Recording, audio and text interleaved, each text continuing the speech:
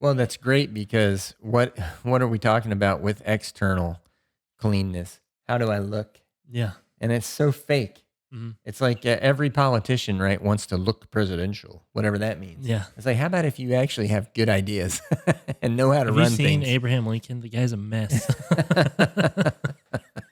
Yeah. George So Washington had fake teeth.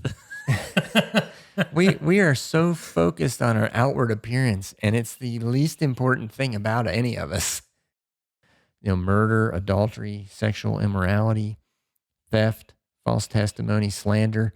And so those are the things that defile a person. So what did we say a prophet was? Somebody who calls people Yeah, back to that the is covenant. man, I completely And missed that. and here's Jesus calling them right back to the 10 commandments. And He everybody's like, lists wow, what an amazing new teacher.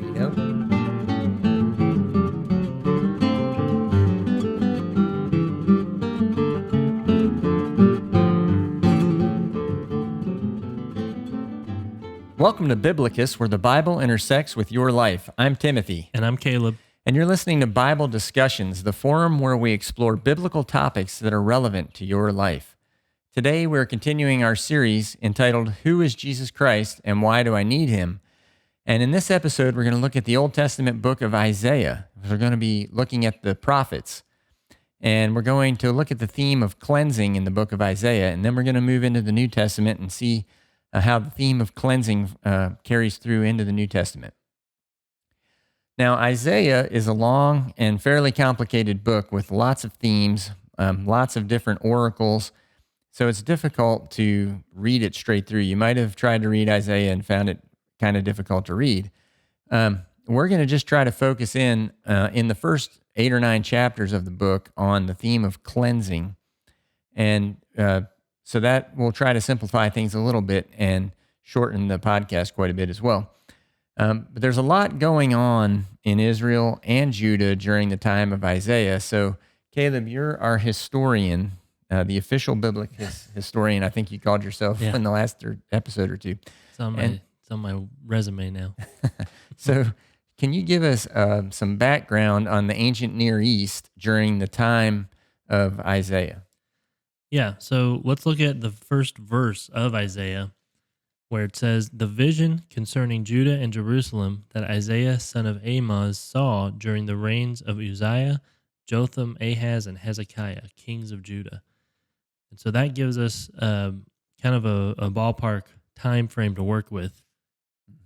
We don't have exact dates for the kings. The Bible doesn't give us the dates, but we can use the context of other things that are going on around Israel at the time. Yeah, we actually have a lot of extra biblical sources from Assyrian king lists and battle records, and we've the same talked about with Persia Nineveh here before, and Egypt. like in the books of Ezra and Nehemiah and Esther. We've talked about Persia, and it's gotten richer. As in, we'll look at some of that when we can study use those Jeremiah. things, and we can get a pretty good estimate on when this would have been. So the kings that are mentioned there, King Uzziah probably reigned somewhere between 792 and 740 BC, and his son Jotham reigned 750 to 732. There's an overlap because Uzziah got leprosy, and so Jotham became the regent, and he was, would have been running things practically, but Uzziah was still around.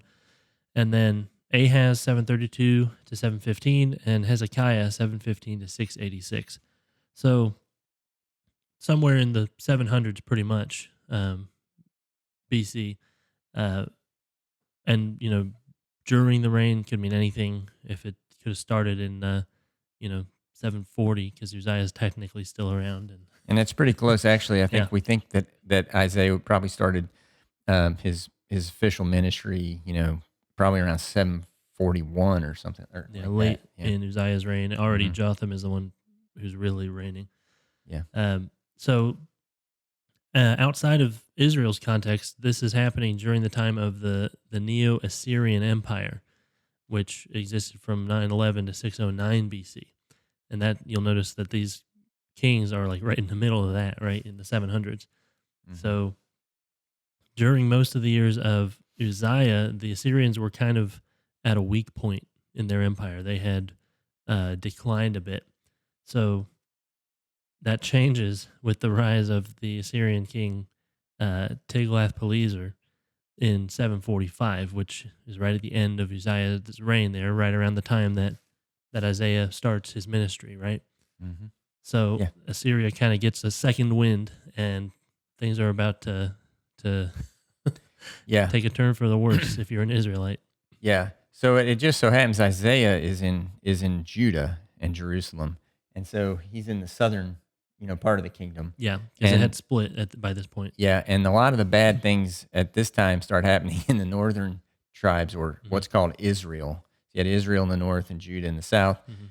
Hmm. And so turns out that Hoshea is the last king of Israel before they're conquered by the Assyrians and taken into captivity, and the area is repopulated, and that's around 722 when Samaria finally falls. That's during in Judah. That would be during the reign of Ahaz, and possibly into the reign of uh, Hezekiah, but probably Ahaz at the end of his reign. So certainly Samaria was under siege before Ahaz left his So office. these kings and Isaiah are kind of looking on from the south, watching watching the Yeah, north be completely yeah, overrun by hmm, Assyria. yeah. And once Samaria is gone, I mean, their next door neighbor is now Assyria. Yeah, So that's because problematic. Assyria, would have deported and repopulated. It would have been, Yeah. I mean, kind of like colonizing, where Hmm. the new conquerors take over, and there's a lot of a new population moving in. Yeah, So at this point, Israel starts to even lose some of its cultural identity. that's true. And so that's kind of where we've talked in the past about the Samaritans and why they were Yeah, despised. I yeah, mean, because there was mixed foreign. blood and mixed Hmm. traditions Yeah. there. Now, it's in this geopolitical climate that Isaiah starts writing. And so, as Caleb already started with verse 1 there, so I just wanted to have a little bit of a talk about prophets, because we've talked about prophets before, because of course, Moses is a prophet. And then you have, you know, Samuel, who we saw with the rise of Samuel, how a prophet was like a who is a maker of kings and a breaker of kings, and he set them up, knocked them down, and so he was a geopolitical powerhouse. And so we see here there's a lot of geopolitical power going on outside of Israel, and the prophet Isaiah is going to speak power to Israel, about what's about to happen to them and to Judah. Yeah, it's interesting that in the Jewish mind, the greatest prophet is probably Elijah, right? He never wrote anything. He's like Yeah, Socrates, yeah, he had this huge influence, and if he wrote anything, it didn't survive. So yeah. yeah, There's kind of a new breed of prophet happening now because the whole rest of the Old Testament is just prophets. Yeah, well, see, that's the thing. We don't. So the earlier prophets we talked about, like Elijah and Elisha, we have a lot of narrative about them, and we Hmm. see what they're out doing, but we don't have anything they wrote. And with the exception of Moses, well, with the Pentateuch and all. And a lot of the But rest of the prophets, it's almost the opposite. yes, Yeah. these prophets that we're getting to now, we don't really have a lot of narrative about them, but we have all of their writings, and so it's difficult in that sense to deal with prophecy, because, well, when did you write that? What was Mhm. going on? So see, you lose a lot of the Yeah. context of what they're talking about, and so it can be tricky So that's to why it's understand. important here Mhm. to look at that context. This is, to pull from like a something within living memory still. Yeah. This would be like if you're in Britain watching the Germans roll over France, you know. Hmm. That's how Judah probably felt watching Israel. And so that's the context that Isaiah is writing in. And that gives us since the book of Isaiah isn't about him, it's not about his life, it's just the prophecies that he wrote. That gives us the Yeah. context to see where he's coming from. Yeah, and typically a prophet, since we're not just talking about Isaiah, would write against the status quo. Like there's something going on in the kingdom that's bad news, and so they're speaking out against that and calling people back to the covenant. And so the prophets were like the enforcers of the covenant Mm. that God used to speak to the people, call them back to covenant, back to relationship with Him. And so remember that the covenants came with blessings and cursings. We've talked about that extensively in previous episodes. And many of those blessings and cursings were tied to the land. God said, "Oh, you'll live long in the land as long as you keep all the things about this covenant. Mhm. But if you don't, I'm going to throw you out of here." Yeah. And so now you I have mean, think back to Naomi and Ruth, right? How important the ties to family and land were to yeah, even be part of the promise, part of the nation of Israel. even the 10 Commandments, that honor your father and mother, and you'll stay long in the land. Hmm. That God's giving you. So So this is it's cataclysmic for them that the land itself is being taken over. yes, It's it's one time. thing Yeah, in they're in the together. past where God has sent a plague or something Yeah. like after David's sin, but Well, now they're losing the land. even the covenants with Abraham included the land. Hmm. So there were multiple covenants with Abraham, and one of them was that they would get the land, and now they've messed that up. So speaking of prophets, I just want to say one word about Jesus because he was also a prophet, and so as we look at how Isaiah is calling the people back to covenant here in a few minutes, um, that works really well because prophets don't really predict the future like people think. Okay, God wrote the future down in the covenant, saying if you do this, bad things are going to happen, and the prophet's just coming and reminding everybody, hey, if you do this, bad things going to happen, and then it Yeah, happens, right? He's really calling you back to yeah, the past yeah. and That's saying, true. hey, don't you remember? See, and It's so like calling an instruction manual a prophet. Like you yeah, didn't follow the instructions and it's not working. yeah, I got It's these like it extra knew the future. I got these extra parts. It's like, Yeah. my wife told me before I started I'd end up with extra parts. How did she know? so, so Jesus serves in the same role, right? He's the greatest prophet of all time and the greatest prophet in the Bible from the Christian perspective. And that's why our series works because we're saying, oh, wait, let's look at the Old Testament and learn what it says exactly and not talk about the New Testament at all. Then let's go to the New Testament and see what Jesus says, about these Old Testament covenants. And lo and behold, uh, he says the same exact thing. So that's why we say, oh, there's nothing new in the New Testament Yeah. because Jesus isn't calling us to anything new. He's calling us back to the covenant we had, back into relationship with God, just like all the prophets did. Well, that's kind of one of the ways you hear about prophets and false prophets, teachers and false teachers. One of the great ways to tell if they're a good teacher or not is if they're just repeating what's already in the scripture. Hmm. If Yeah. they're repeating God's word back to you.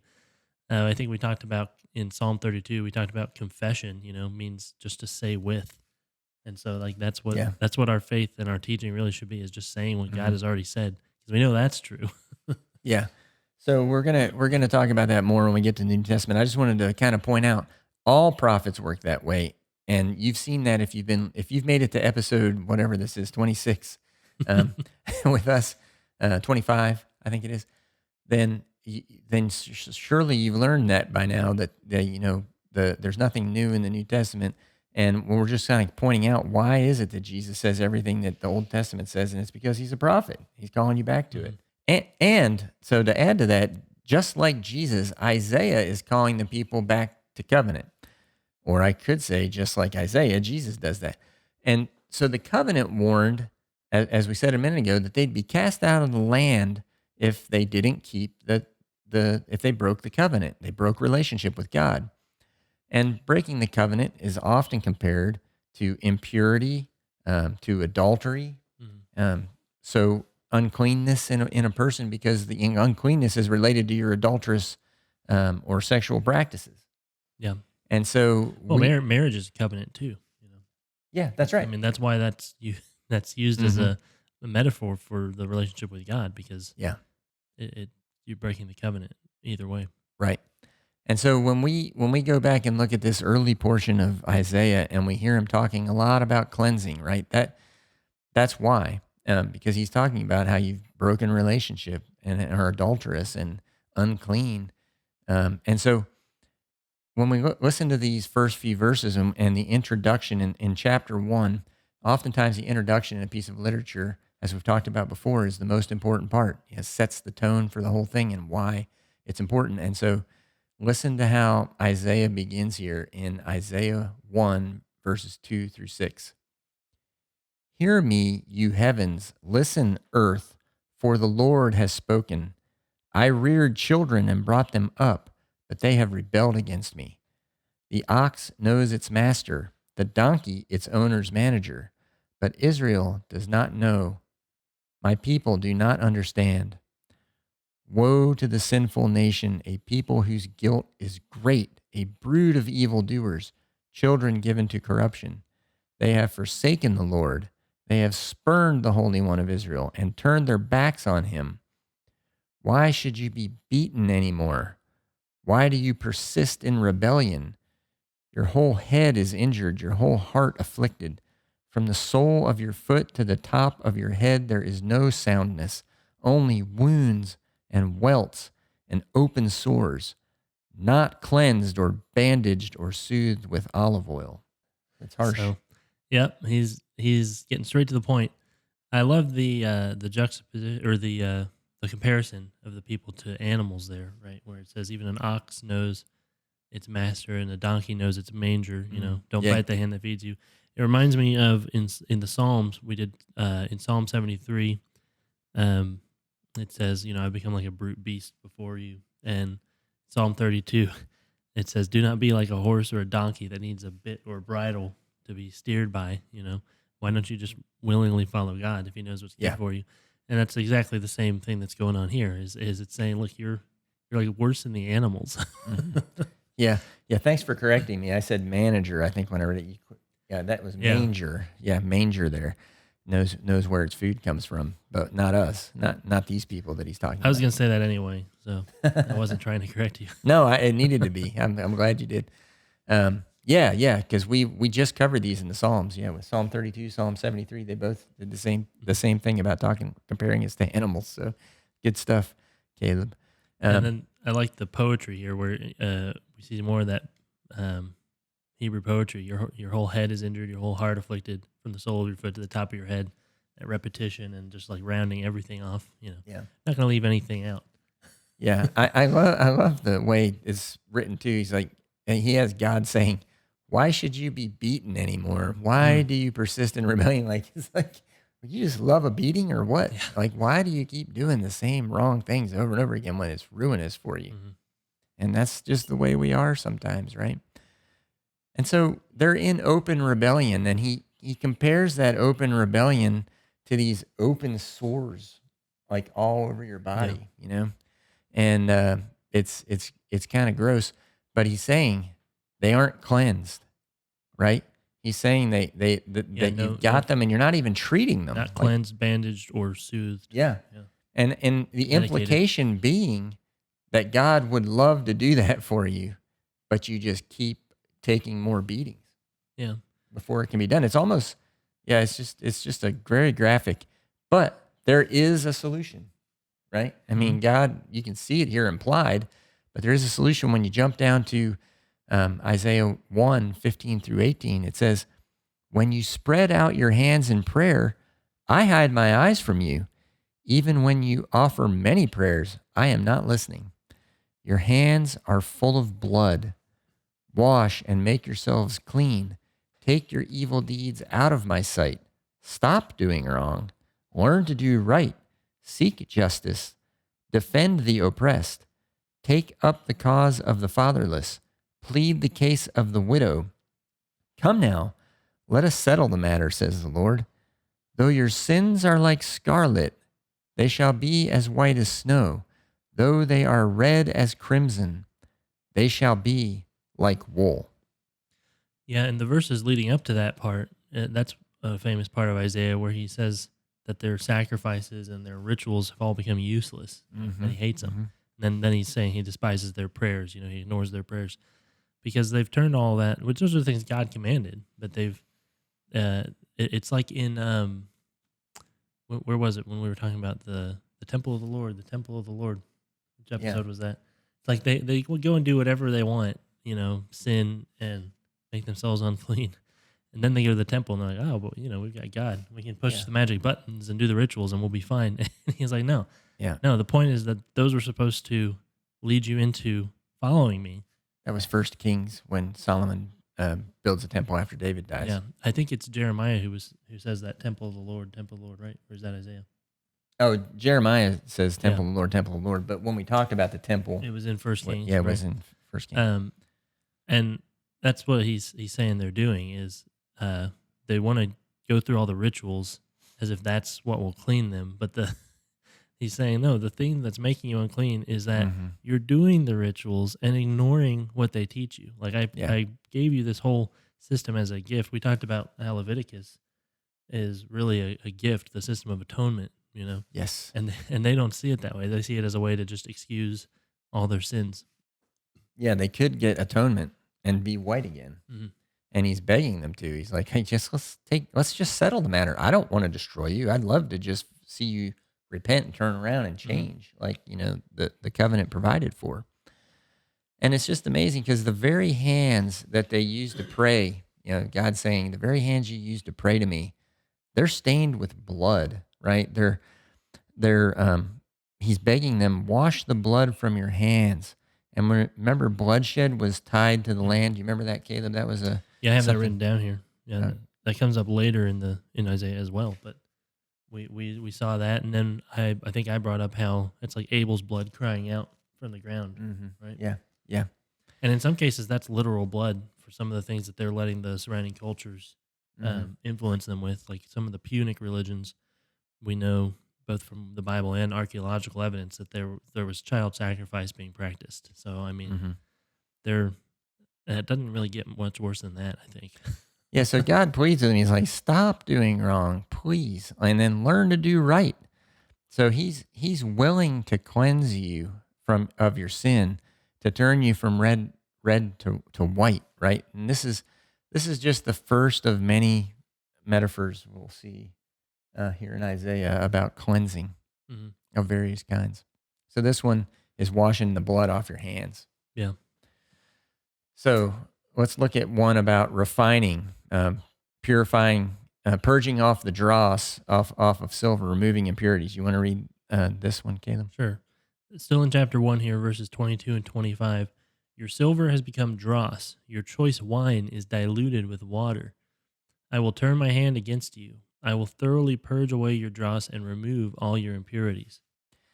So it sounds bad, but I mean it's actually a good thing, right? If Yeah. God could do that, could purge all that out of us. I mean it's a painful process, but you've got this worthless slag on top of the pure silver, and God's going to get rid of that and reveal, what what you have left of any real silver in you. hmm Yeah. Yeah. I mean, like we were saying earlier with the metaphor of the wounds and bandages, like they want to just keep taking beatings because they don't want to be healed. Probably hmm because the healing part hurts. Yeah.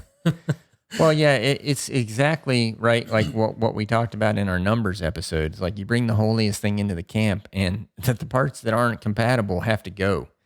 In Yeah. the case of numbers, it was actual people in the community who Mhm. were not ever going to be holy and devoted to God. But in our case, it's we bring the holiest thing into our heart, and we burn off the parts of us that Mhm. aren't. And that's more what Isaiah is calling the people to, personal as well as a national, healing. Yeah, I mean it's like a little kid who they won't let you rub alcohol on the cut, because it hmm stings. It's like, Yeah, well, we have to treat it.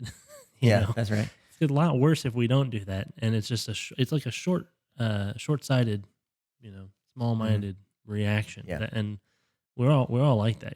We want God to change us, but we don't want to go through the change. Yeah, I'm kind of reading this shorthand. We didn't give the whole verse, but if you go back and read it yourself, you'll see he's talking to the judges and the leaders of the country Mm. and all of this, how corrupt they are. And so when he says your silver's turned to dross, he's saying like the finest people, the people who are supposed to be the best, the judges of the whole country have just turned they're the worst part of the country. Yeah, he also emphasizes it'll be by God turning His own hand against you. We skip hmm that part as well. Yeah. So, so God's like a refiner of metals, and He's going to remove the dross and off the top of the silver, and so He's going to restore justice to the land. It says so. That's good. Mhm. All right, the next one's about we kind of already talked about this a little bit, but purging through burning. Mm-hmm. You know, so here's Isaiah 1:29 through 31. You will be ashamed because of the sacred oaks in which you have delighted. They worship under trees sometimes. Some of the pagan gods. You will be disgraced because of the gardens that you have chosen. You will be like an oak with fading leaves, like a garden without water. The mighty man will become tinder, and his work a spark. Both will burn together with no one to quench the fire. That's like fantastic poetry there of like, Yeah. here's the things you've worshipped. Well, what about if there's no water? We've seen those other verses about what tree planted in water, which is God. The tree Mhm. planted without water is just going to wither up and burn away. Yeah, we saw that in Psalm 1. Yeah. How we can be planted by the water and survive any kind of drought. But here, this drought dries out the forests, dries out the same lumber that you're making your idols out of is going to become the tinder box and Yeah. the fire that you're burned over. And it's great how he just turns that against you. Yeah. And so, here we live in East Tennessee, and a few years ago we had forest fires in the Smoky Mountains, and they just raced up the It's sides about of this time of year. yeah, Maybe a month ago.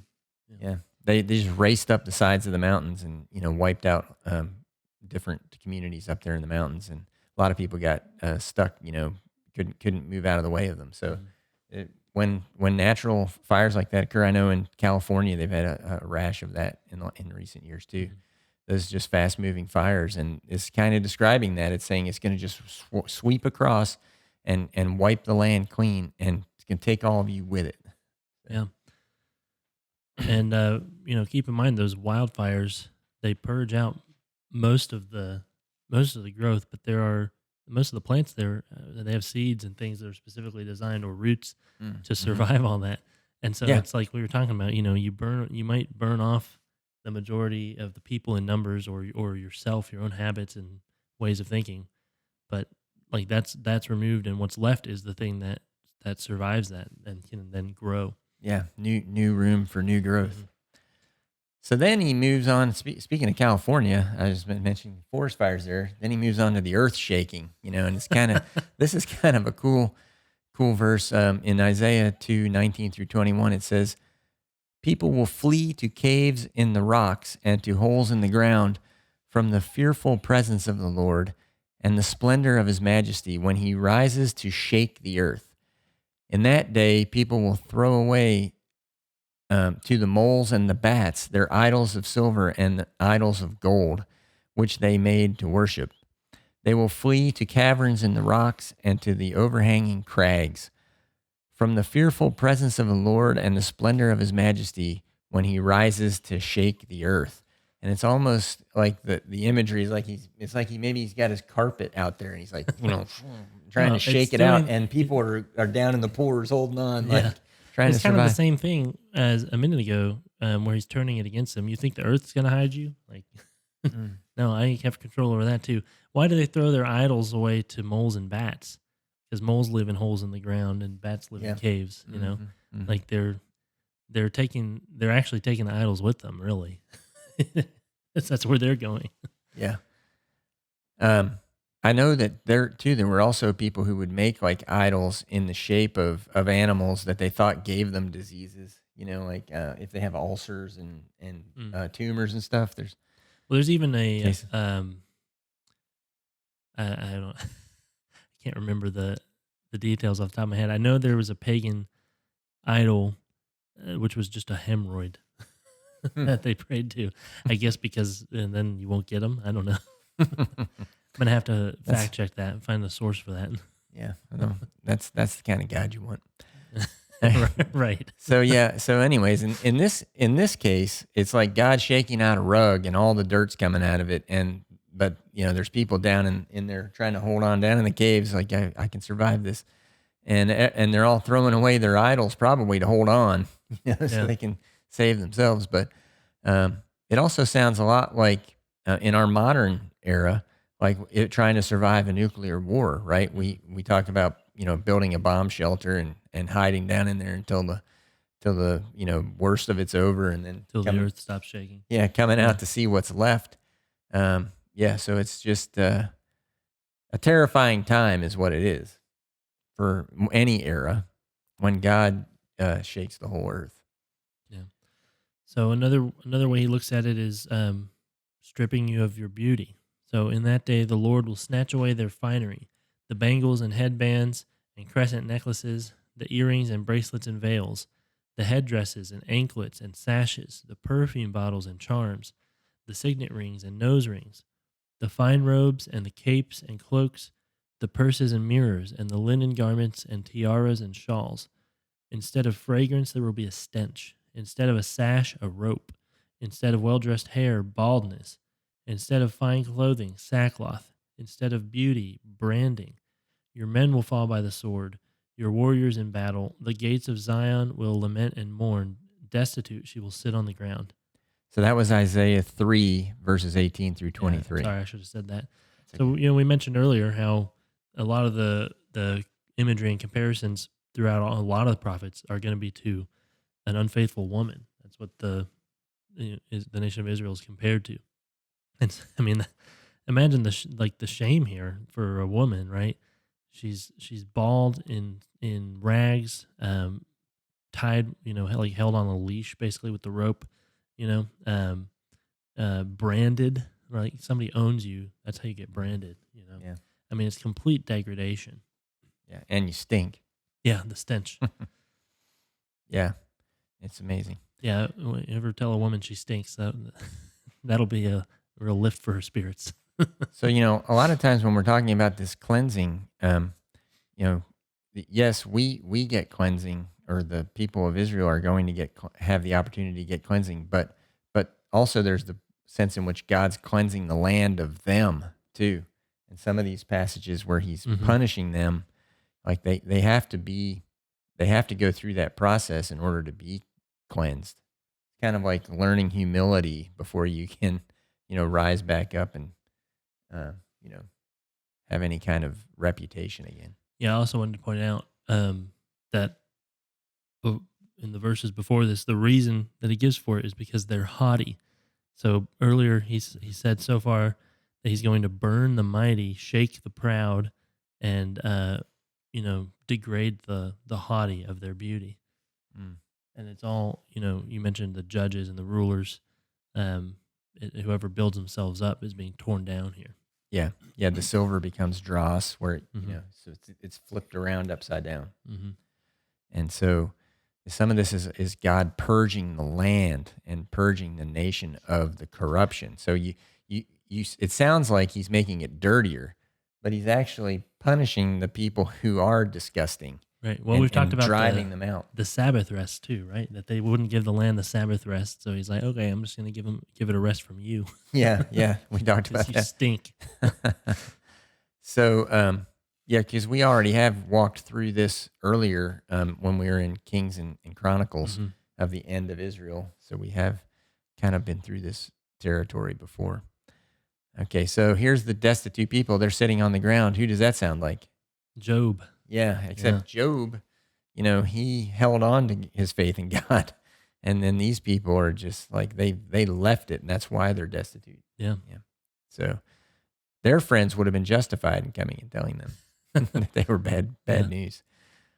All right, so then here's one that's more like, washing away the filth. So Isaiah 4:4, it says, "The Lord will wash away the filth of the women of Zion. He will cleanse the bloodstains from Jerusalem by a spirit of judgment and a spirit of fire." So again, he's going to cleanse you, but then look what he does it with. He does it with judgment and fire. Yeah. So these things that you see happening are part of the cleansing process. Either it's the destruction of the wicked people and they're out of the community, or it's the punishment that you go through in order to learn the humility, away from that haughtiness that Caleb was talking about, and relearning the humility and submission to God so that you can be clean again. And again, it's compared to a woman's uncleanness here. Yeah. It's I want to draw attention to how God's the one doing it. It's not him being unfair or harsh. He's been more than patient with them. When we go back to like Judges, how we saw like every time that he saves them, they just fall back, and all through Kings and Chronicles. So if you want the cleansing, right, you have to go through it.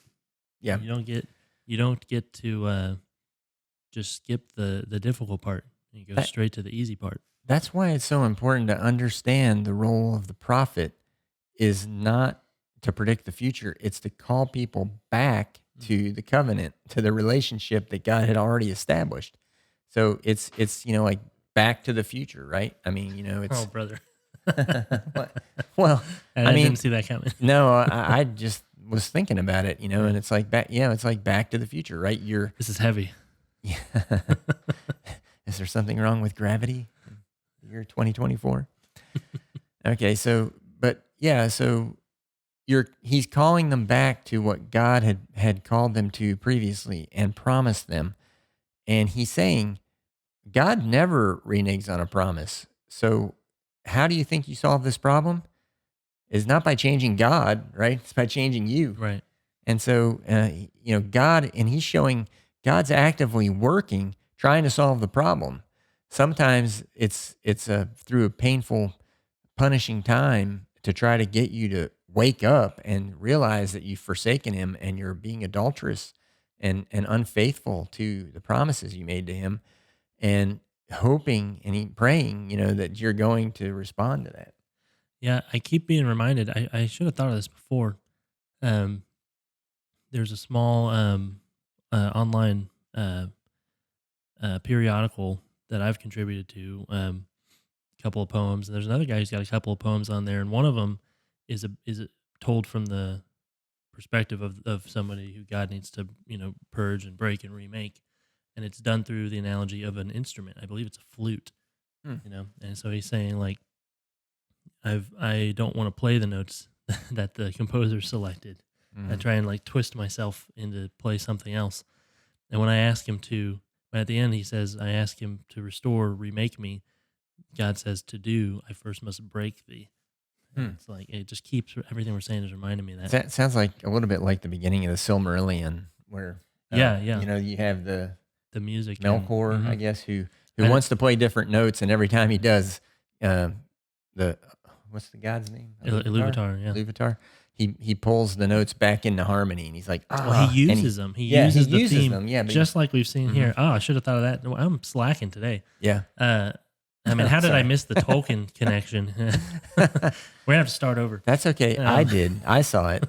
Just yeah, that's a great story too. Yeah, that is a great story. I love that. He uses the discordant notes that the Lucifer figure plays, and he weaves it back into his using those notes, weaves it back into his orchestra. He and takes takes it over. the other beings and has them play notes that are in harmony with it, and pulls it back. Because he's more skillful than the Luciferian and he tells character. Him, and later, no matter what you do, like my will is always going to take your work and work it back into my plan. Yeah, and that's exactly what some of the language has been here, like with the oaks and the gardens. Like, okay, well, that's what I'm gonna use to kindle my fire. Yeah, well, that's what I was trying to show. Isaiah is showing that God's still working to preserve everything. Yeah, but you're not, and he's saying you need. That's why in earlier passages says you need to stop doing bad and start learning to do good, because you can still do it. God's still working. His creation is still okay, and it's still rolling on, and is working by his rules. If you would do so, you would move right back into it in harmony. Yeah. So yeah, good stuff. It's kind of like what Mordecai told Esther back in Esther. Like, hey, if you're not going to do the right thing, salvation will come from somewhere else. Like God's going to get it done, right? Because he's God. So you just have to decide if you want to be on his side or not. Yeah. So let's keep moving here because we're going slow. Yeah. Now I tell you, this is Isaiah 5:5-7. Now I will tell you what I am going to do to my vineyard. I will take away its hedge, and it will be destroyed. I will break down its wall, and it will be trampled. I will make it a wasteland, neither pruned nor cultivated, and briars and thorns will grow there. I will command the clouds not to rain on it. The vineyard of the Lord Almighty is the nation of Israel, and the people of Judah are the vines he delighted in. And he looked for justice, but saw bloodshed, for righteousness, but heard cries of distress. There's the blood crying out again, right? Mm-hmm. And the land crying out because of the blood. Like the vineyard is the land, the nation of Israel. He doesn't even give you a chance to misunderstand. He just says, here's the analogy. The vineyard is the nation of Israel. Yep. So he's going to wipe out the people, wipe them right out of the vineyard, right? and he's going to break down its walls and allow it to be trampled. Hmm. And so, yeah, see, you listen to this and you think, oh, Isaiah is prophesying. But no, he's actually telling you what it already said in the Hmm. covenant, That's hundreds how of years you earlier. prosper in the land Yeah. or not. Yeah. And you're like, this is what's going to happen. I mean, I'm not some great prophet. I'm just reading the covenant to you and you've forgotten it. It goes So, back to what we've said about looking to the past, and God stands at both ends, past and future. yeah. If you want to know the future, look to the past. Yeah. So here's one about cleansing fire, continuing on in Isaiah 5:24 through 25. It says, therefore, as tongues of fire lick up straw, and as dry grass sinks down in the flames, so their roots will decay, and their flowers blow away like dust. For they have rejected the law of the Lord Almighty and spurned the word of the Holy One of Israel. Therefore, the Lord's anger burns against his people. His hand is raised, and he strikes them down. The mountains shake, and the dead bodies are like refuse in the streets. Yet, for all this, his anger is not turned away. His hand is still upraised. Yeah. Um, and this one, like I've been pointing out in a lot of these, even though we're not necessarily including those verses in the surrounding context of that verse, he's doing this because of drunkards and corrupt judges. And we talked about judges and rulers earlier. Mm. Like it's all the and there's a lot of language. There's been language already about plead the case of the widow. Like it's the orphans, the widows, and the oppressed who God is avenging here. The ones who've been denied justice and ignored, not taken care of, right? Yeah. And it's Well, all the corrupt rulers who are bringing all these practices in. They're the one, like Solomon's the one marrying foreign women and bringing all their gods in. Yeah. Well, I mentioned in the very beginning that the introduction was so important, and in that introduction it said you've rejected God. Mm-hmm. And now here we are in chapter 5, and it's like, well, you've rejected the law of the Lord Almighty. And because they have rejected God, they are being burned away with fire. Mm-hmm. And so it's not like, it's not God being mean or something like that. It's a natural consequence. Well, we just got done talking about wisdom in Proverbs and how it laughs at you in your disaster. And the thing is, God set certain, laws in natural laws, like we talked about, wisdom being one of those and gravity being another. Mm-hmm. And this is just what happens to people who just totally disregard and reject God. Yeah, that's a good point. So yeah, I should have thought of that earlier. It's like, wow, that guy's a prophet. He said if I jumped off the cliff, I would smash to pieces on the bottom. yeah. Yeah. Well, it's like, yeah. That's strange. So, huh? it's just the same as when Jesus is tempted by Satan. He's like, throw yourself off of here and God has to save you because the scripture says that. And Jesus is like, or I could just not throw myself down and not be destroyed too. It's like I could just be wise. Yeah. That's the way God taught me. So yes. Okay, so let's keep moving. You read this one, Caleb. Okay. It's Isaiah 5:26 through 30. He lifts up a banner for the distant nations. He whistles for those at the ends of the earth. That's almost comical to me. Here they come, swiftly and speedily. Not one of them grows tired or stumbles. Not one slumbers or sleeps. Not a belt is loosened at the waist. Not a sandal strap is broken. Their arrows are sharp. All their bows are strung. Their horses' hooves seem like flint. Their chariot wheels like a whirlwind. So it's sparks coming off of the flint, under the horses. Their roar is like that of a lion. They roar like young lions. They growl as they seize their prey and carry it off with no one to rescue.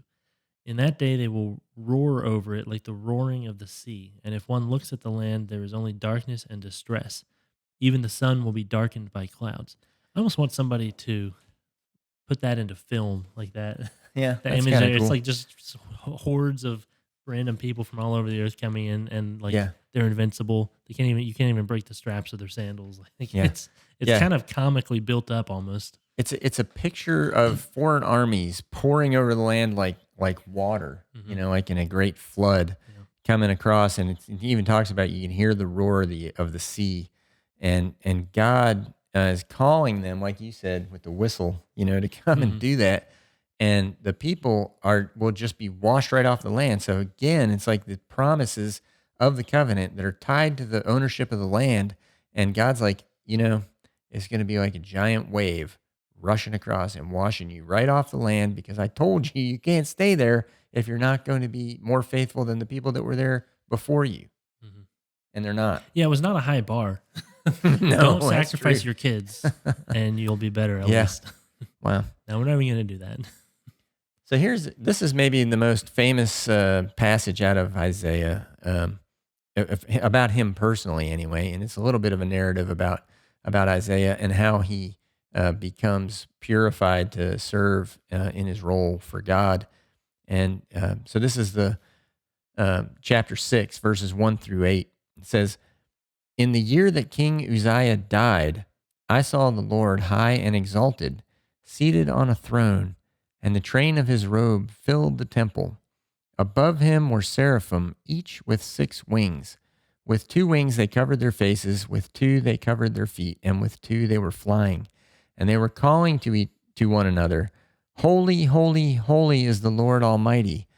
The whole earth is full of his glory.' At the sound of their voices, the doorposts and thresholds shook, and the temple was filled with smoke. 'Woe to me,' I cried, 'I am ruined, for I am a man of unclean lips, and I live among a people of unclean lips, and my eyes have seen the King, the Lord Almighty.'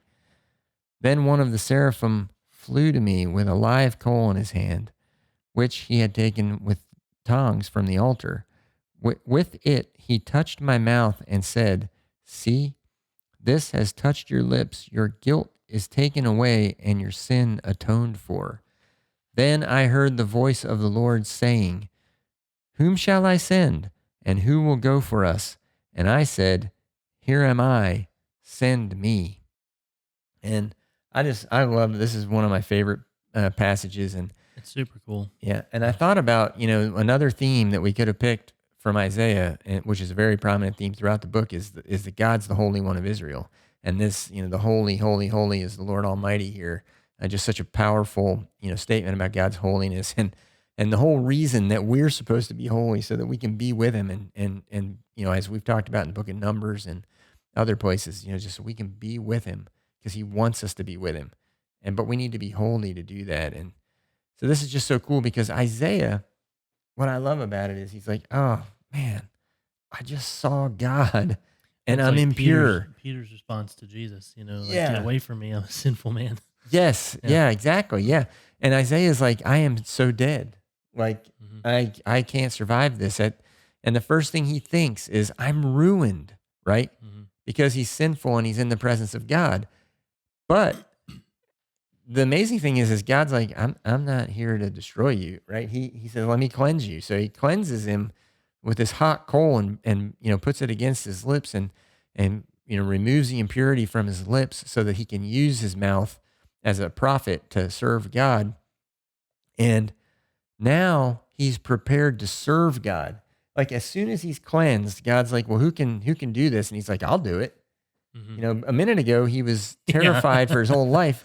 Now, because God purified him, he's like, I can do this. I can serve you. Yeah, I don't want to. I know we've taken up a lot of time here just in the Old Testament already, Mm. so I'll just kind of hint at a couple things here, and hopefully people see what I'm talking about. One, where does that coal come from? It comes from the altar in heaven. There's an altar in heaven, which is something that sometimes gets forgotten. I think, especially among like more evangelical Protestant circles. But there's an altar in heaven, and who's as we saw in our study on the high priest, right? The priesthood. There's only one person who can go to the altar in heaven, right?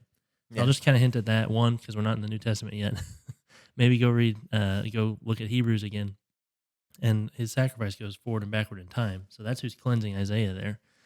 And then two, that's just like it's like a church service, especially in a liturgical church. Like Mm-hmm. he comes to the altar and he sees God and he says, "Oh man, I'm toast. I've sinned." And then God says, "That's okay. Here, take something from the altar and put it to your mouth, and now go." And he says, "Yeah, send me. I'll go." That's like it's like the formula of Yeah. liturgical worship Yeah. right there. Mm-hmm. So it's really interesting. But yeah, we don't want to spend too come much to time. worship, leave to serve, right? Like Yeah. some churches have that. Yeah. And so here we see that there's an atonement process going on, like Caleb's talking about, even including an altar.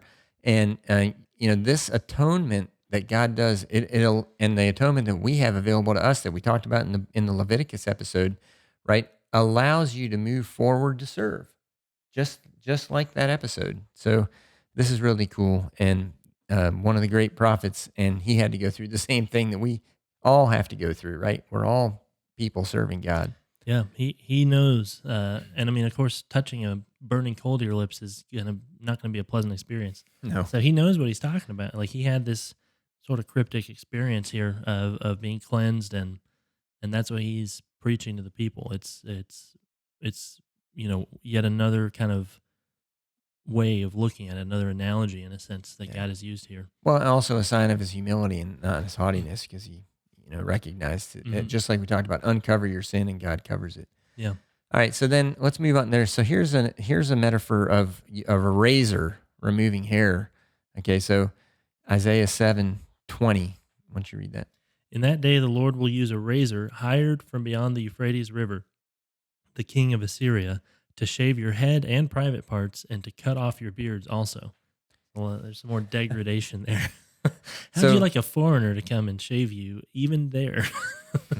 Yeah, well, and this whole idea of like raising, like we use the word raise, like about a building just being completely knocked down and wiped off the surface of the ground, and that's kind of like what's happening here. It's a raising of Israel, the scourging of the Shire, whatever you want to call it. It's like the whole place is just going to be wiped clean by this razor blade that the king of Assyria is going to use. That's one, I didn't plan this, but I already used one World War II reference. This one's really poignant, I think. I mean, if you've ever seen Holocaust pictures, like they did that to the prisoners in the concentration camps. You came in, you were stripped, you were shaved head to toe because lice was a huge problem. Mhm. They're like treating them like livestock or dogs. Like, yeah, we're just going to use this mass treatment to deal with the pests on the bodies, Yeah. Incredibly degrading. Yeah. And that's one I think that was one that maybe hits more home for us because we kind of have seen all grown up seeing those pictures in our textbooks and whatnot. Yeah, and again, it's like back to this thing about the land being tied to the promise. The promise to Abraham and the promise of the covenant was that you had to be faithful to keep the land. And this image of the king of Euphrates coming and shaving you it's talking about the land, too, just being completely wiped clean of you. And so God is cleaning house. So Yeah. it's more clean. So speaking of the land, the next one it deals more directly with the land again. Okay. If you want to read that one. Yeah, Isaiah 8, verses 6 through 8. Because this people has rejected the gently flowing waters of Shiloah and rejoices over Rezin and the son of Remaliah, therefore the Lord is about to bring against them the mighty floodwaters of the Euphrates, the king of Assyria with all his pomp. It will overflow all its channels, run over all its banks, and sweep on into Judah, swirling over it, passing through it, and reaching up to the neck. Its outspread wings will cover the breadth of your land, Emmanuel. And then that word Shiloah means sent, which is interesting because we just got through reading about Isaiah saying, "Send me," I'll go. Oh yeah. If That's cool. you're not willing to be sent, like to be a servant, Yeah, just a really cool imagery of a river coming out of its banks. But the Euphrates is nowhere close to Judah. Okay, so I mean, this is like way out of its banks. Yeah, it would be Yeah. a pretty significant flood. And going over a mountain that's in between. It'd have to go around probably. Yeah. So now we'll move from a river to a fire sweeping over the land in Isaiah 9, 18, 19. Yeah. Double whammy, a flood and a fire. Surely wickedness burns like a fire. It consumes briars and thorns. It sets the forest thickets ablaze, so that it rolls upward in a column of smoke. By the wrath of the Lord Almighty, the land will be scorched, and the people will be fuel for the fire. They will not spare one another. I have all these notes of like the surrounding verses because there's so much we wanted to be able to include. If you keep reading, it says that they're always consuming and never satisfied. Like they'll eat and still be hungry. Yeah. And it's like So- that's like a fire, right? Like no matter how much it burns, it could always burn more. Yeah. And the people are the fuel for the fire that Mhm. sweeps over the land. So it's, again, the whole thing is like the people have to be taken off the land. God's Well, cleaning house. Yeah, they kind of have been the fire. Like that's another one of those where he's kind of turning what they've been doing against them, where they have been consuming each other and consuming the land Hmm. carelessly and gluttonously, and now they'll be burned up. Yeah, whenever I see like that consuming each other, it makes me think of like sarcasm, which means biting the flesh, Hmm. eating the flesh. It's like when I you're didn't know that. sarcastic, you're biting, the other person. So I have always uh, said that sarcasm is only for your own entertainment. Like you're making a joke for yourself to enjoy. that's just because your dad was so sarcastic when you were growing Yeah, up. I have a lot of experience with it. All right, so all this talk about cleansing with fire, that like this last verse we just read in earlier, Caleb mentioned, that there's some seeds that grow back, after a fire. Well, like a pine cone, for instance, one of the first trees that comes back is always pine trees, Mhm. and that's because the pine cone is designed, how tightly closed they are, and like there's very few animals that eat pine cones, but like a squirrel knows how to rip them apart and get the seeds out Yeah, of it, um, but if it's exposed to high temperature, it opens up and it releases its seeds, yeah. and so that's why the A pine lot of trees. plants do that. Like they are Mhm. not in that way, but they are specifically made. Some of them, it's the root. Like um, there's a bush called a briar. The root of the briar root. That's what they make pipes out of, Hmm. like tobacco pipes. And it's wood. It's made of wood. It's just like it can't be burned. Hmm. It's so immune to burning that root ball will survive. The top part of the plant might be burned off, but it'll grow back out of the root. Oh, neat. Well, so anyways, it's God. This activity of God is wiping out what's there. It's sort of like the flood, but it's allowing it to grow back, Mhm. afterwards. And so that gets us to our Old Testament takeaway, which is God brings cleansing to purge wickedness from the land and allow renewal. So, 1 hour in. yeah, we're about an hour in. So, This is a long one. so, so now let's turn to the New Testament and see what we find about cleansing there, because our title of our series is "Who is Jesus Christ and Why Do I Need Him?" And we try to find these principles from the Old Testament and see how Jesus uses them in the New. And again, this is very pertinent since we're talking about prophecy, and Jesus was a prophet. So Matthew 8 verses 1 through 3 say, when Jesus came down from the mountainside, large crowds followed him. A man with leprosy came and knelt before him and said, Lord, if you are willing, you can make me clean. Jesus reached out his hand and touched the man. I am willing, he said, be clean. Immediately he was cleansed of his leprosy. Yeah, that's a good place to start since Isaiah's ministry started with a king who had leprosy.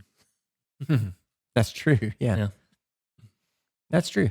Yeah, and this kind of reminds me of Isaiah 6, where we talked about the burning coal that was touched to Isaiah's lips. Yeah, being made clean.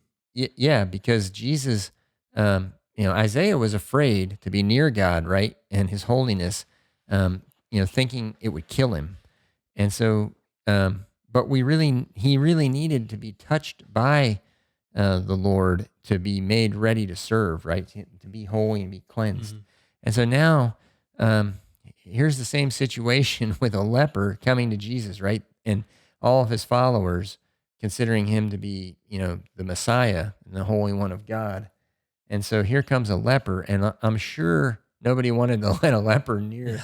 anywhere near Jesus, Oh right? yeah. But he needed the opportunity to be able to be touched by Jesus so he could be holy, so that he could serve God. So Yeah, that's a huge place of comfort, like if you're ever feeling just, bottomed out, like I'm so despicable. How could God forgive me or accept me? Like, well, he made a point of touching lepers and prostitutes like yeah, publicly. hmm, He was not ashamed of the lowest of the low, right, yeah, you're right, their uncleanliness. yeah. So staying in the book of Matthew, we move to chapter 15, verses 1 through 20. It says, then some Pharisees and teachers of the law came to Jesus from Jerusalem and asked, why do your disciples break the tradition of the elders? They don't wash their hands before they eat. Jesus replied, and why do you break the command of God for the sake of your tradition? For God said, honor your father and mother, and anyone who curses his father or mother is to be put to death. But you say that if anyone declares that what might have been used to help their father or mother is devoted to God, then they are not to honor their father and mother with it. Thus you nullify the word of God for the sake of your tradition. You hypocrites, Isaiah was right when he prophesied about you. These people honor me with their lips, but their hearts are far from me. They worship me in vain. Their teachings are merely human rules. Jesus called the crowd to him and said, "Listen and understand. What goes into someone's mouth does not defile them, but what comes out of their mouth, that is what defiles them." Then the disciples came to him and asked, "Do you know that the Pharisees were offended when they heard this?" He replied, "Every plant that my heavenly Father has not planted will be pulled up by the roots. Leave them. They are blind guides. If the blind lead the blind, both will fall into a pit." Peter said, "Explain the parable to us." "Are you still so dull?" Jesus asked them. "Don't you see that whatever enters the mouth goes into the stomach and then out of the body? But the things that come out of a person's mouth come from the heart, and these defile them. For out of the heart come evil thoughts, murder, adultery, sexual immorality, theft, false testimony, slander. These are what defile a person. But eating with unwashed hands does not defile them." Yeah, that's a long passage there. A lot of talk about what goes in and out of a mouth, going back to Isaiah with the coal, Yeah. He comes before God, and what does he say? He's like, I don't like the way you run things. He just says, I'm a sinful man. And God cleans him. Yeah. And then he says, send me, I'll go. What's coming out of his mouth proves the honesty, like we looked at with Nathaniel, Mm-hmm. and Psalm 32. What comes out of his mouth, he's speaking truth. But the Pharisees are proud of themselves. They're trying to build up their own good works, their own righteousness on their own merit. Yeah, and he talks in there about washing your hands, like ritually washing your hands. And I was thinking, man, Asaph would have loved this, because he was like, "Oh, why do I have to wash my hands all the time? And I don't even know what I did. Washing them in innocence. I don't even know why they're dirty." And Jesus is like, that doesn't really do anything. He's probably like, "Oh, I wish I'd have known that." Yeah. But he says it's the things that come out of your heart, and that's what's going to defile you. And then he actually mentions several of the 10 commandments, right? So earlier in the passage, he talks about honoring your father and mother when he's talking to the Pharisees in that little exchange. And then down towards the end of the passage, right, he mentions some of the other of the 10 commandments, right? Murder, adultery, sexual immorality, theft, false testimony, slander. And so those are the things that defile a person. So what did we say a prophet was? Somebody who calls people back to the covenant. Man, I completely missed that. And here's Jesus calling them right back to the 10 commandments. And everybody's like, wow, what an amazing new teacher, He lists it depends on how you number the commandments, but other than the first few, we won't say the number so nobody gets mad, that are just about God, he lists all of them: honor your father and mother, murder, adultery, theft, and false testimony. Mm-hmm. He names all of them except that, God, and coveting, just all in a row there. Yeah. Well, at the beginning he says you so break obvious. the command of God, up there in verse 3. And so it's he doesn't mention the Sabbath. Well, he does mention the Sabbath. Yeah. No, he doesn't in this one, but he mentions just how they do work. Well, on any breach of a commandment is the breach of the first commandment. Yeah. But anyway, that is really fascinating. Yeah, so he's just calling people back to covenant. Mm-hmm. That's all any prophet does, and then it seems prophetic because, well, that's what was. You should have known that was what was going to happen, but. Mm-hmm. Mm-hmm. Yeah, and he quotes Isaiah directly there. Yes, he does. Right? Yeah, he quotes Isaiah 29, a verse that we didn't use because it was later in the book. Because we already used half of them. Yeah. So right, we got another one from Matthew here. This is Matthew 23, verses 25 and 26. Woe to you, teachers of the law and Pharisees, you hypocrites! You clean the outside of the cup and dish, but inside they are full of greed and self-indulgence. Blind Pharisee, first clean the inside of the cup and dish, and then the outside will also be clean. And it's like pretty much the same thing he said said before. But you're trying to get back to this heart reaction, Yeah. right? And This I wanted to name drop Pastor Brian Wolfmueller here. He's got a good YouTube channel. Does a lot of teaching on.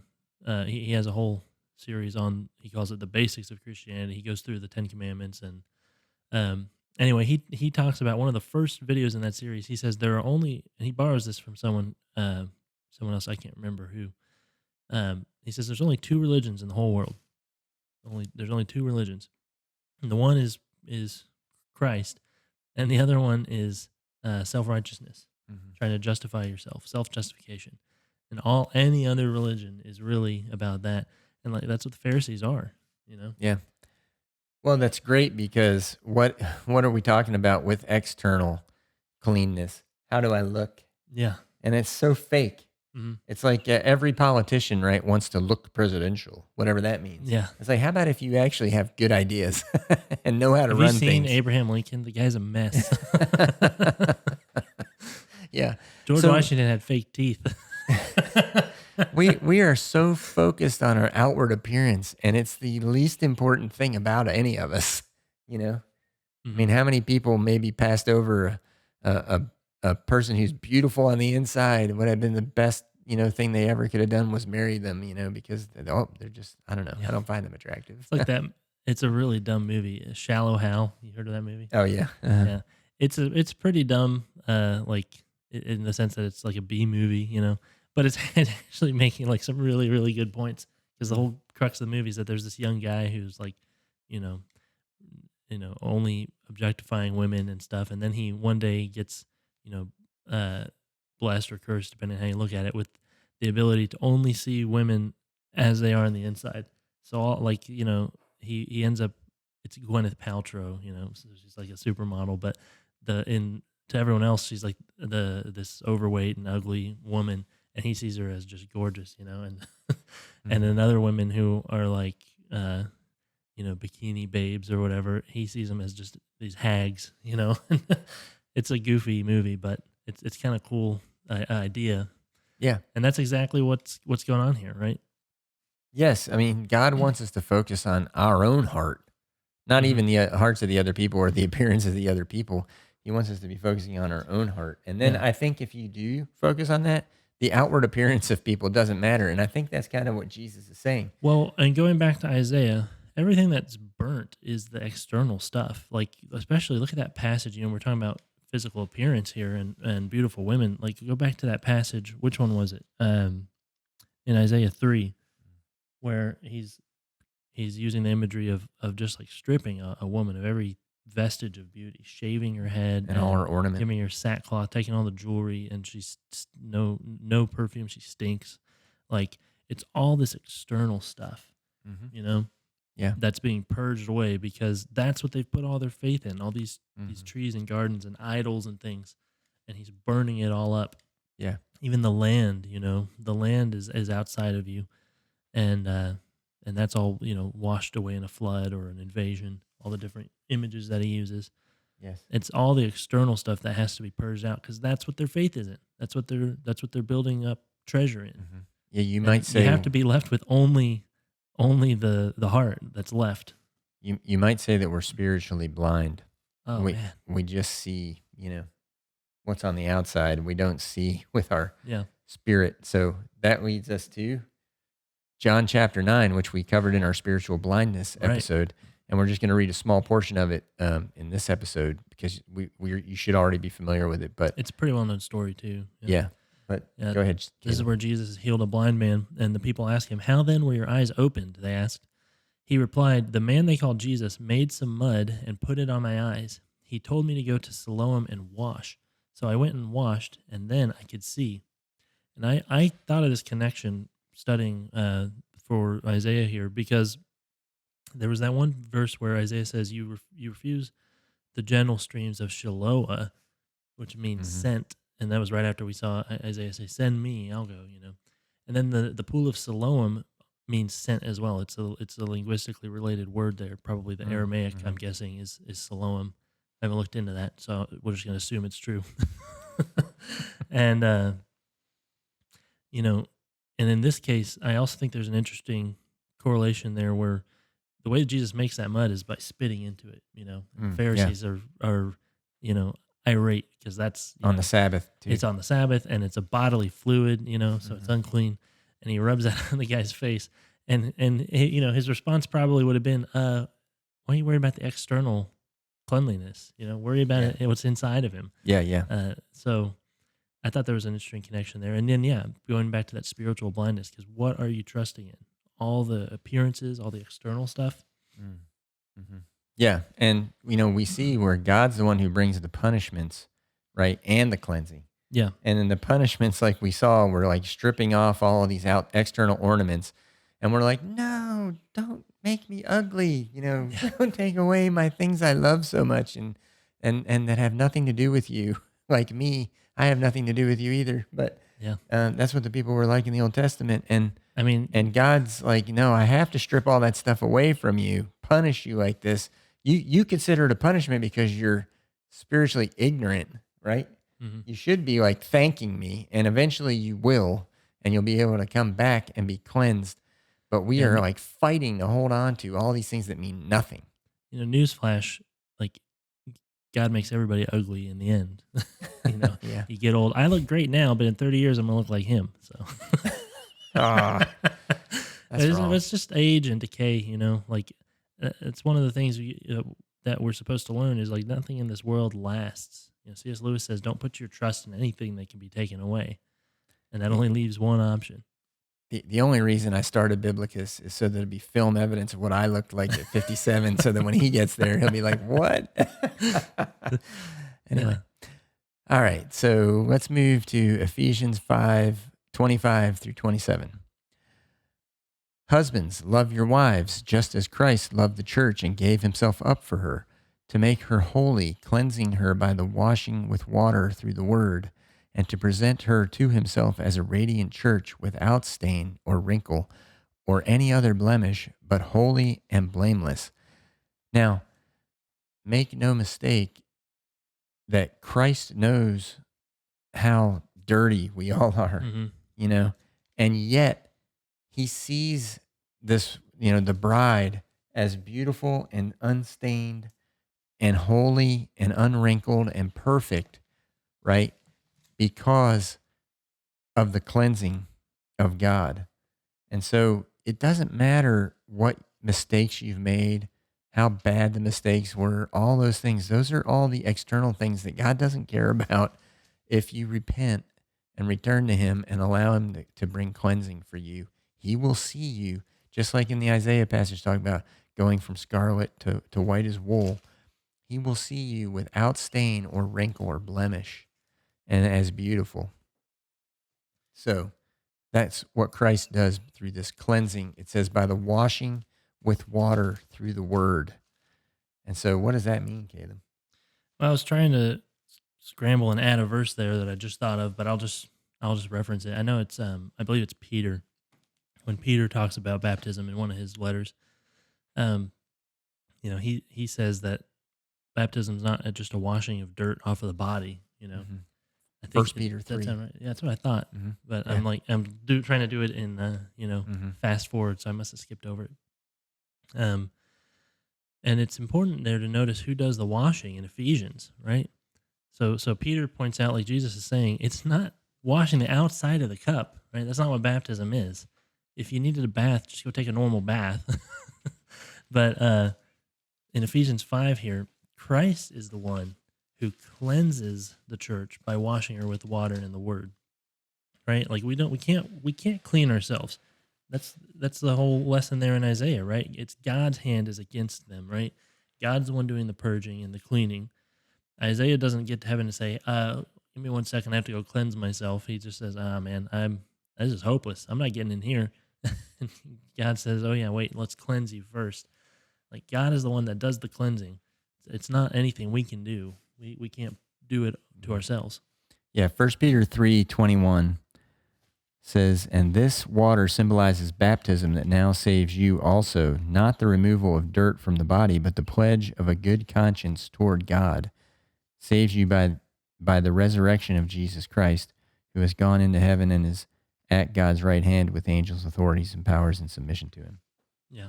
I think that's a hugely important verse for understanding baptism rightly. I don't Yeah, know how I skipped over that. it's okay. Yeah, and this water that he's referring to is he uses the analogy of Noah being saved by water on the ark. Yeah. Yeah. Hmm. Anyway, Yeah.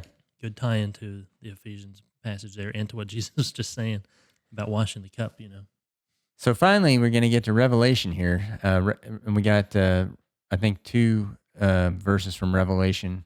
They both say pretty much the same thing. Revelation 7:13 through 17 says, "Then one of the elders asked me, 'These in white robes, who are they? And where did they come from?' I answered, 'Sir, you know.' And he said, 'These are they who have come out of the great tribulation. They have washed their robes and made them white in the blood of the Lamb. Therefore, they are before the throne of God and serve him day and night in his temple. And he who sits on the throne will shelter them with his presence. Never again will they hunger, never again will they thirst. The sun will not beat down on them, nor any scorching heat. For the Lamb at the center of the throne will be their shepherd. He will lead them to springs of living water, and God will wipe away every tear from their eyes." Yeah, I want to point out here. So we're ending in Revelation, and the last verse we read in the Old Testament in Isaiah here. Um, we didn't read that exact verse where I was saying that he says that the people will eat and still be hungry, that they'll devour and not be satisfied. They're like this consuming fire that, and then God consumes them, to purge the nation. And here, those who are cleansed by the blood of Christ, because that's what the robes are washed in, is in Christ's blood, like in the baptism, like we just saw. Uh, it says they will never again will they hunger, never again will they thirst. Right, the sun will Yeah. not be down on them with scorching heat. Kind of going back to some of that imagery in Isaiah, right, about that burning. It's like undoing what, or not undoing, but that's what protecting them from what Yeah. Isaiah is saying for those who aren't willing to be cleansed by God. What I think is really cool is like right after they get cleansed here, the first thing it says is they're before the throne of God and serve him day and night in his temple, Mm-hmm. right? It says in verse 15. And so what happened, we saw with Isaiah, right? When Send he was me. cleansed, Yeah. he went out and served. Mm-hmm. And so this is in eternity, though. We'll still be serving God in heaven. Mm-hmm. And that's really cool. But we'll be prepared to do it, by the cleansing of Christ for eternity. Yeah. And So, then we had one last verse here in Revelation 22, verse 14. Blessed are those who wash their robes, that they might have the right to the tree of life and may go through the gates into the city. That's like one of the last verses in the whole Bible there. And mhm. going back to one of the first verses where Adam and Eve get banned from the tree of life.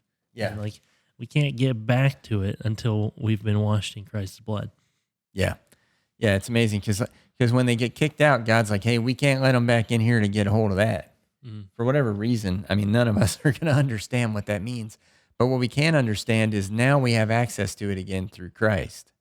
And so whatever the great blessing of it is and the eternal life, it sounds like, it comes through Christ and the cleansing, the washing, that we have in his blood. So really good stuff.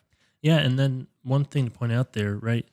It's not that God is this pitiless taskmaster who's punishing us, right? Like in Isaiah, because Isaiah also prophesies about his crucifixion, right? That he'll be persecuted, right? That he did no wrong, but he'll suffer for our afflictions, or he'll suffer afflictions for our sins, and like God joins us in the suffering, like he spills his own blood to cleanse us.